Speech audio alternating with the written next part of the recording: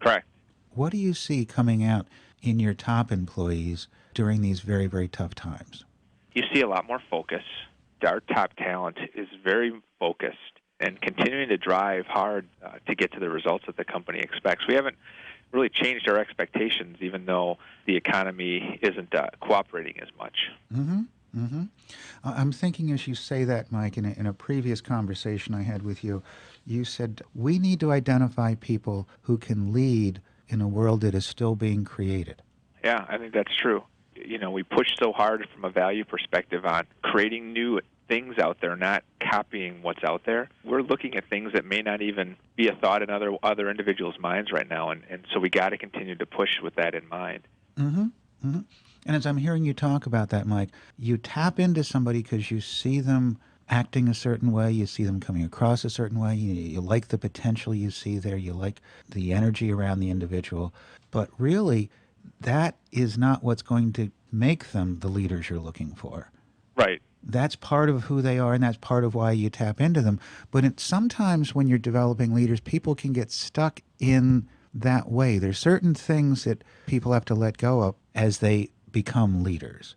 Yeah, it's a good point. I think it's one of the bigger derailers I see in a lot of leaders is that they're promoted for doing something good. The example we use in a lot of our training is around you get the sales executive who's always won the awards for one of the top salespeople and continues to perform at a high level on that specific skill, then gets put in charge of a group of salespeople and is now managing salespeople and doesn't realize that that's a big difference. Mm-hmm. And as things start to derail, that person starts to get in and do what he has done in the past, which is sell, and doesn't handle his team the way he should, and it causes derailment. We always refer back to that and say, let's look at your core and talk about how you got to adapt or how you may need to adapt based on what your tendencies tend to be. And so we try to talk about that as much as we can with our associates, especially in our high potential area. And that's what we try to do. We try to build that talent base internally. So when we do expand and we do grow, we have GMs or we have leaders of functions who are able to go into those businesses and help drive it. Before we let you go, I just want to know if you have any advice for a leader of another company who is considering perhaps investing in a management development or an employee development or a leadership development plan for the first time. To me, the most important thing is understand what you want to develop. Kind of begin with the end in mind. What are the competencies that you want to go after? Because that will make more clear what curriculum or processes you need to put in place. And it also will help you with measuring whether it's working or not. That'll kind of lead you down the path. The other thing I would say is get multiple sources of data to help you assess where people are. Whether it's through assessments, whether it's through performance, whether it's through conversation. The more data you can get to help identify gaps of potential leaders, the more accurate your development plan will be, and then easier it will be to bring in content that you need for your organization. Thank you very, very much, Mike. Okay. Great talking to you. You as well. Kohler definitely has a clear and well thought out program when it comes to developing and investing in their people, especially in the areas of leadership. Because as you said before, Joe, that's where companies want to be focusing right now. And leadership is always about reflection and action.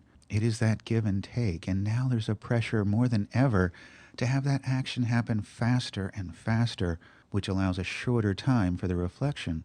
How are leaders finding that time for reflection and condensing that time frame so that they can respond quickly to changes?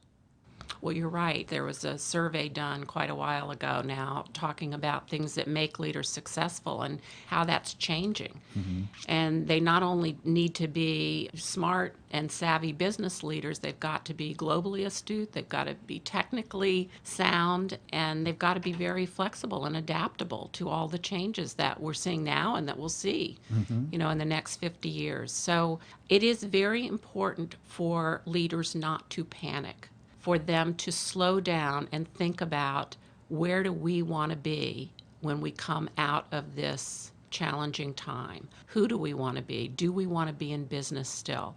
And if the answer to that last question is yes, then they need to think about how to position themselves for that. People hear this all the time, and it's absolutely true that your people are your competitive differentiators. Anything else can be copied now in this world. And the leaders of your organization are the differentiators in whether you're going to be successful or not and whether you're going to be competitive or not. So that's the very place to focus because they are the only ones that can carry you through this time and make sure you're poised for the future. Right, right. It's about leaders surrounding themselves with the right people, people who have the potential to lead with them. Can you share with us some of the work you and your team have been doing to help leaders get to that point? Because there's a point, as you described, they have to get to very quickly. Yes, and there are all kinds of leadership development, which is where I would focus right now if I were a CEO. One of the ways that we've been working with clients is through executive coaching. And why that's so effective and impactful is that you can start out by redefining what this person's role is in this new organization that may have been downsized, that may need reorganizing, and you can truly begin to build a template of what this new leader's responsibilities are and what's required for them to be successful. And by working with the leader and that leader's boss, you can bring everyone together to say, this is what we're going to work on. This is where the gaps are. And this is how we're going to measure it. Because coaching is a wonderful opportunity to specifically define development goals and targets that you want to achieve, and then measure those targets in a 3 to 6 month time frame. You will definitely start seeing behavioral changes. And yet, while you say that, Joe, I can't help but think that there's a bit of a tension, for lack of a better word, in many organizations, because for many years, organizations have been very flat. And so they haven't really been looking at individuals that way. And now they're saying, maybe because the baby boomers are retiring, whatever it is that they've caught up with, and they've got to develop these leaders, but it hasn't necessarily been part of their culture all along. Well, you put your finger exactly on the problem, because what's happened in flatter organizations is that there isn't that layer of middle management that typically coaches and mentors employees to move up through the ranks. So now we're looking at a layer of doers, of individual contributors, and a layer of leadership. And no one has the time or the proclivity to actually develop these people and help them learn what it takes to be a manager or a leader. And oftentimes, individual contributors, even at their very best top performance, don't make the best managers or leaders. So that's where coaching can be extremely effective, is helping someone make that transition from individual contributor into a management role where they have to get things done through others. And that does not always come naturally, and you can't always tell if someone's going to be inherently good at that or not. And so coaching can truly help those people get a solid footing in terms of how to develop their people, how to coach them, and how to get things done through them. Let go themselves and be less controlling. And can you share with us, Joe, a story about someone you or someone on your team worked with and how you helped them identify things in themselves maybe that they didn't realize before? Yes. In fact, I'll use an example of someone that I'm working with today who is at the vice presidential level of a large healthcare system. And she is a real go-getter, what you'd love to have actually in your organization. Very results-oriented, has no problem cutting through some of the politics that go on and getting to the heart of the matter and speaking her mind. But her style tended to be very aggressive and oftentimes put people off, and in fact put her CEO off. So we didn't want to take away that wonderful energy and enthusiasm that she had to get results and to impact the bottom line. We wanted to find some way to temper that aggressiveness and domineering facade that she had. So that people could hear her better. Because what would happen is when she'd start speaking, many people on the leadership team, including the CEO, would sort of back up and think, here she goes again, telling us what to do. So we have worked together for about 3 months now on being able to get her ideas across through other people by asking questions. So she has learned to ask very good, impactful, thoughtful questions that lead people to do some pretty difficult thinking. and actually get them to come up with some of the ideas that she normally just would have blurted out. Interesting. Yes. And she has become much more of an effective leader and is probably in line for a promotion very soon because of this, when she was almost being written off by the CEO prior to our coaching engagement. That's so interesting. You say that, and I'm reminded of Peter Drucker says the best leaders ask the best questions. But oftentimes, maybe it's just a notion that we have is that the leader is supposed to have the answers. And it sounds like that becomes a conflict often for people who are moving into leadership positions. It does, and I think that's how we've all grown up. When we go to school, we're supposed to have the right answers.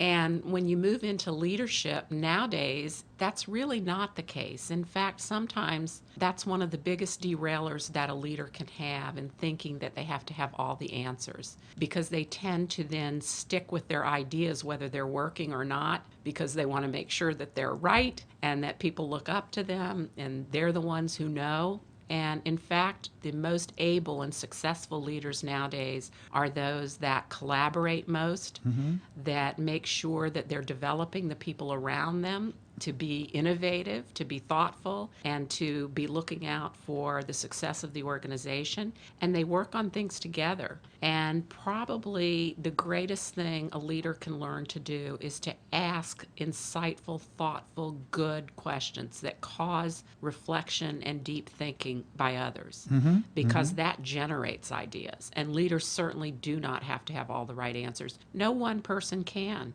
in today's climate. It also allows others to feel engaged and part of the process and part of the solution, which is the most important. They can see their own impact on the success of the organization, and that keeps people wanting to stay there. It makes them feel loyal and devoted to the organization because they know that they have an impact on how successful that company is. That's an interesting observation, Joe, and I'd like to get some feedback from our audience on that.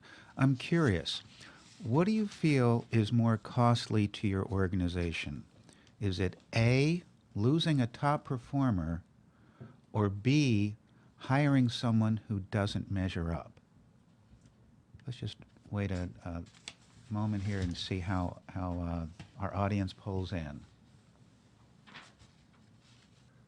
It started at the polling started about 50-50, but at this point, it's come up, Joe, with about two-thirds, just shy of two-thirds of the audience saying that losing a top performer is more costly, and about a third saying that hiring someone who doesn't measure up is.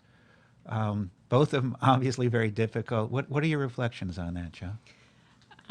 Well, it is difficult to say, and maybe I'll be political about this and talk about some of the research that's been done. The cost of turnover, which could be either of those, because certainly if you lose a top performer, that's turnover. And if you hire someone who doesn't measure up, that's eventually going to probably result in turnover as well. And the cost of turnover for a managerial or a sales position is about 200 to 250% of their annual compensation. So let's just take an example of a fairly small company, let's say about 1,000 people. And let's say the average employee's compensation is $50,000 a year. And the cost of turnover then is about 150%. So I'm making it on the lower side of everything. So the cost of turnover for one person per year would be $75,000. So if you've got that mid-sized company of about 1,000 employees with 10% turnover per year, that annual cost would be $7.5 million. So either way, if we're losing top performers, which means you're losing a lot of productivity and a lot of knowledge and good performance is going out the door, or you're having to turn people over because of poor performance, hiring someone who doesn't measure up. Either way, you can see that it has a hugely significant impact on the bottom line. Right. As I'm hearing you say that, you probably wouldn't mind if some of them turned over, particularly the ones who couldn't measure up, because that can be very costly as well. Two-thirds of our audience saying losing a top performer more costly, one-third saying hiring someone who doesn't measure up more costly.